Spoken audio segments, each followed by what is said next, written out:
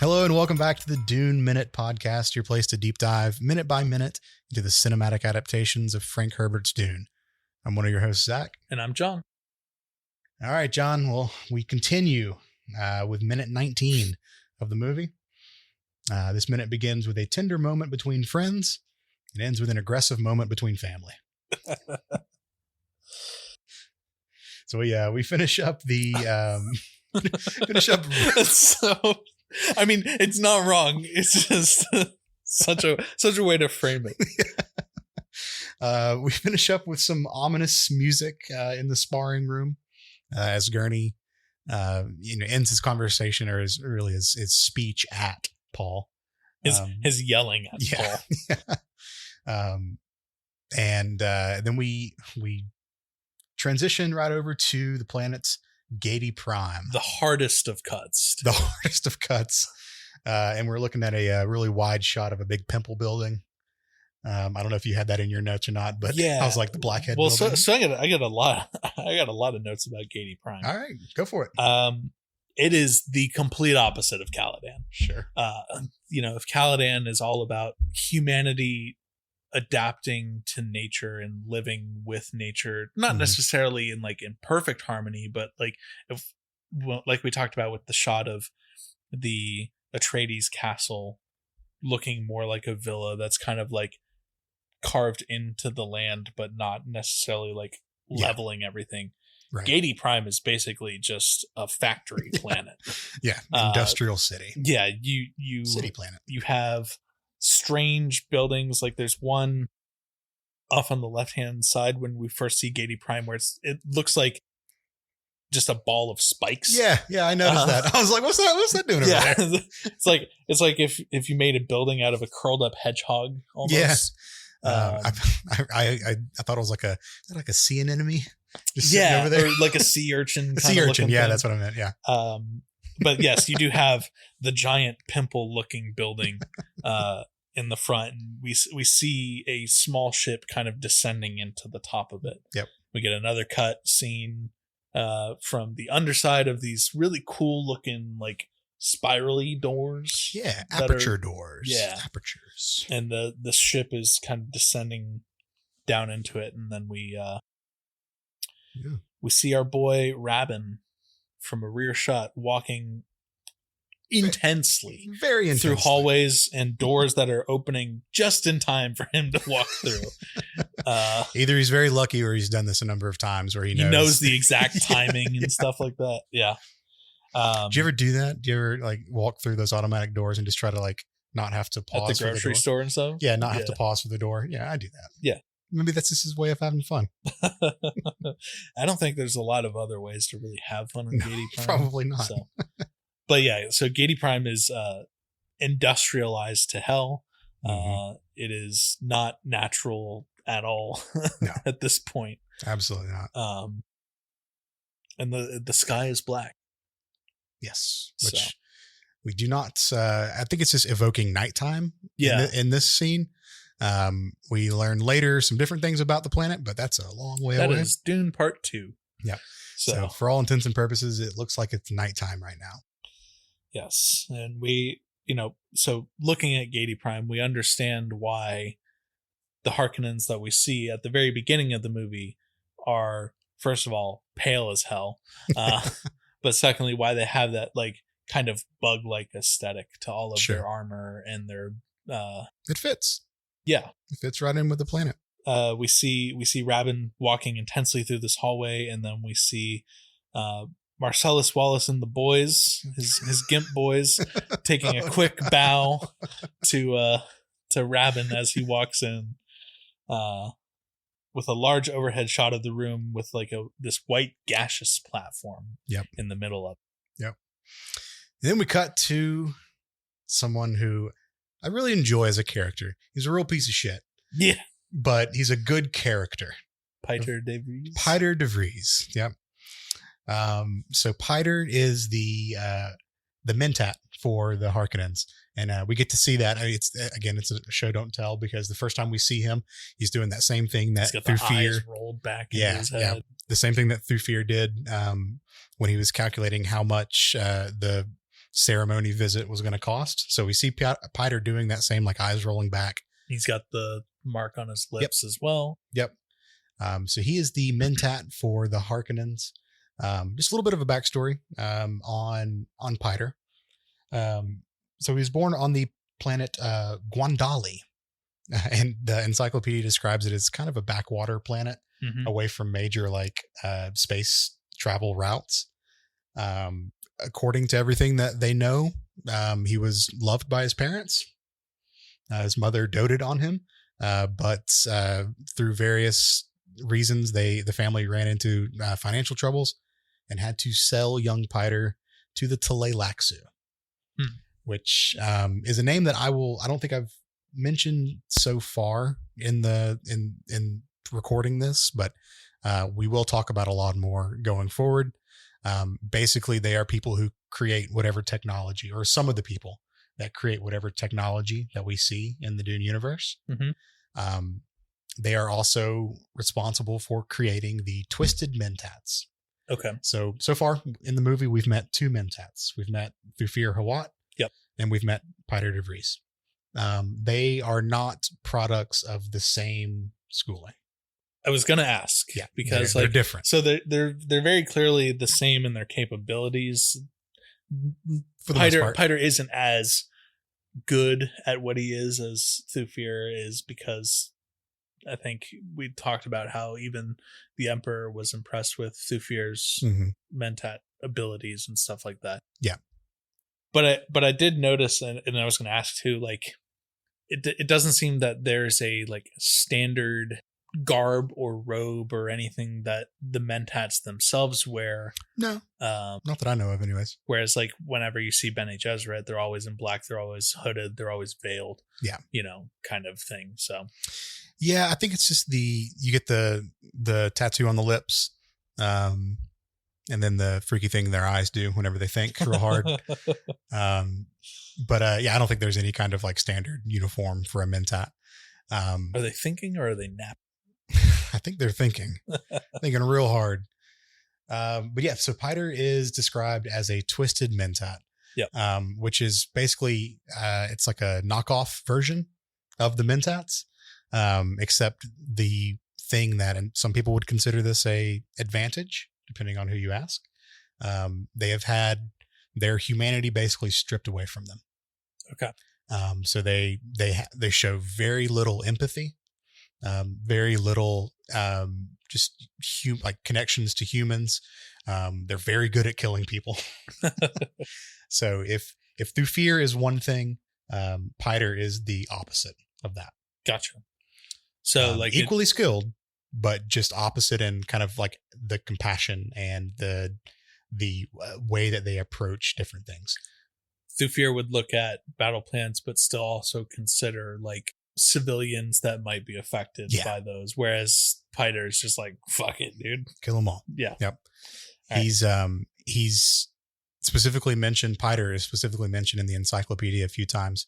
They mention that he is uniquely talented in devising new ways of torture and new poisons. So, yeah. It's also noted here that all of the things that we've heard about so far, with the Atreides getting control of Arrakis, the Harkonnens leaving, but seemingly being okay with that to a degree, the concern, all these things that we've seen being put into motion so far, those are the brainchild of Piter de Vries. Okay. So we'll talk more about it as we go through, and the plan is uncovered more. But yeah, this is all kind of his plan that we're going through at the moment. Piter de Vries in the 84 movie is played by Brad Dourif, which I think is really fun because he was a really cool character in Lord of the Rings, Wormtongue. Equally creepy in that movie. Yep. And he's just a creepy actor, a wonderful actor, but plays creepy parts in a lot of the stuff. And he's played in this movie by, I'm going to butcher this, David Dastmalchian. Not Malchian. David Dastmalchian. I don't know how to pronounce it. I'm sorry. Okay. I've seen him in a lot of things. Yeah. He's very good. Yes, He's a great actor. Extremely active. Again, a huge IMDb list. And I think he not only is a great actor, but he just has like the perfect physicality for Piter. Yep. As well. He's very lean, very Dostmalchin. David Dostmalchin. I'm going to practice that and I'll say it right one of these days. One of these days. But yeah, he does a great job in this. And then we get another cut angle behind where our camera is behind Rabin and behind Piter, and we see through the gases just a big fat naked man. Just an absolute unit of a person. And this is Baron Vladimir Harkonnen. Yes. Played by Stellan Skarsgård, of course. Wonderful casting. Who sat through 8 hours of makeup every day. He would get it. Surely not. 8 hours? 8 hours. God almighty. So in all the like movie extras and stuff, there's a whole like segment on what that process is like. The only like thing that is not truly like covered with cosmetics is Stellan's eyes. Mm-hmm. All of his face, all of his, his head, his hands, it's all covered with some degree of prosthetic. They were saying that like he would start his makeup at like 2 a.m. Good Lord. And he would be in that suit for an entire day's worth of filming. They had essentially like so you know how like astronauts have that water like body sleeve that they slip in to keep them cool. Like he had that, and then he had like a fat suit on, or like a cloth fat suit, and then over that was the latex fat suit and everything. Mm-hmm. Yeah, it was crazy. Wow. Yeah. Dedication. Denis in all the extras like wouldn't stop giving Stellan praise for all of that and for being like so great in that role. Yeah. And like not really having any kind of issues. Well, I mean, okay, you think back to just another recent show that he's been in, Chernobyl. Yeah. He's kind of the same character. I mean, there's a lot of the same mannerisms between that character and then the Baron, at least like the way he talks, the way he's like delivering his lines. Yeah. So is this just Stellan Skarsgård in a fat suit? Like it's maybe. I would like to think that Stellan Skarsgård is not he's as a wonderful person. Yeah. he's a father of I think 8. Yes, so yes. he's very, very likely a very loving and great father, and no doubt about that. Not the cruel, heartless, monster that is Vladimir Harkonnen. That's fair. Okay, well, I'm sorry I drew the connection. But in this moment, we see, we see Vladimir Harkonnen just kind of like sitting on what looks like just a box, honestly. And Rabin says to the Baron, "Lord Baron, the last of our ships have left Arrakis. It is done. Uncle, how can we let this happen?" Yep. So how big is the Harkonnen family? Like, do we know, like, is it just like Rabin's parents are dead and he just like effectively became Vladimir's son? Like, what do we know? So I don't think it's ever like, or at least I've not done the research to truly know. We only really hear about the 3. We get the Baron, we get Fade, and then eventually we have the Baron, we have Raban, and then eventually we get Fade. Yeah. I don't know. I'm pretty sure that we know or at least the encyclopedia like tells the fate of Fade and Raban's parents. I don't know off the top of my head. We'll get to that. I'll do some research and I'll sprinkle it in later. Sure. But these are the only 3 that we really meet for now. Uncle, how can we let this happen? How can the Emperor, and then the loudest scream, take. And I love in that moment, everyone just jumps a little everyone bit. freaks the fuck out. You see the maiden servants standing there, and like in this moment you also see their like pitch black eyes and their black teeth and everything. And it's just, it looks so cool. Piter gives a little jump, but he's kind of just looking at him like, I think that's in the next minute, but we just get like a little, you see him jump. And that's literally where the minute ends. Okay, halfway through that sentence. But yeah, it's I think this tells us a little bit about Raban. He's impulsive. Yes. He is not a smart person. No. Because he's like angry. He's like, why is this happening to us?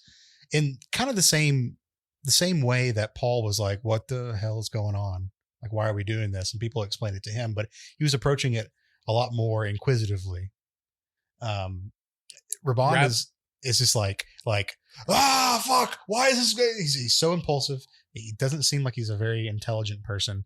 Rabin's a wrecking ball. Yeah. That's what he is. Yeah. I got, I took from this, like, he's kind of just exactly what you said. This seems to me like he's a tool or a weapon for the Harkonnens versus like a member of their, I mean, obviously he's a member of the aristocracy, but he's a member of the, not like a member of like the further political, aspirations. Sure. He's there to squeeze Arrakis. He's there just to control the planet. So, but wonderful yelling from Dave Bautista. Yes. So good. I love seeing, I think these are on the part 2 extras where we get interviews with Dave. Nothing about the extras, but just seeing him in his like big glasses and like a fuzzy like sweater. Yeah. It is such a 180. He's got these like Dolce and Gabbana glasses, and like he's got some jewelry and shit on and everything, and it's just the complete opposite. And just a teddy bear. Yeah. So I love his acting, especially in this role. So great casting on the part of the movie. I remember when we first got like all of the casting and everything, when they first announced who was cast as what back in like 2019 or 2020 or whatever. And yeah, seeing that Bautista got that part, I think like, so clearly Bautista and Denis Villeneuve had worked together before with Blade Runner. Yep. And it was a very small role, but he did such a fucking good job in that. Sure. Like, so to see him like continue working with Denis, I would hope that like whatever other projects Denis has in the future, we see Bautista there as well. Yeah. And actually, he played the alien in Arrival. I don't know if you knew that. God damn it, Zach. All right, that's all the notes I had on this minute. Anything else from your side? Nope. We're just living our best life on Gady Prime right now. So, all right. Well, that ends this week. John, what'd you think about the week? All in all, thought it was pretty good. We got the amazing sparring sequence between Gurney Halleck and Paul. We got to see Gady Prime. We finished out our conversation with Leto and Paul in the graveyard. So I think if I had to give the week some Shai Haluds, I would say probably 5.5, maybe even 6 Shai Haluds, depending on your personal taste. But sure. I'm sitting in that middle of the pack. We got some really good action sequences. We got a lot of talking, but I'm trying to keep my ratings in check because it's gonna get like really cool later on too. Yeah. So, well, I'm gonna jump above you a little bit. I'm gonna put this at a 6 for me. All right, fuck me, man. Well, just because we're introduced to a lot of characters here. We get a lot of the backstory for that's going to set us up for the entire rest of the movies, True. 2 and 3 down the road. So, this is an incredibly important section of minutes. So yeah, and they did it wonderfully. Yeah. Just, you know, comparing to the equivalent scenes in the book, if there are any, they hit all the points that they needed to hit. Yep. For giving us that exposition and the backstory. So yeah, I'm going to go 6 here. We could have got some more action. Still a lot of dialogue. I don't know. The action that we got was good. Great. It was real good. It was really good. So yeah, great collection of minutes we just walked through. Yep. So, all right, cool. Well, let's meet back up next week, and we'll continue to go through this wonderful movie. Alrighty. Cool. See you guys then. See ya.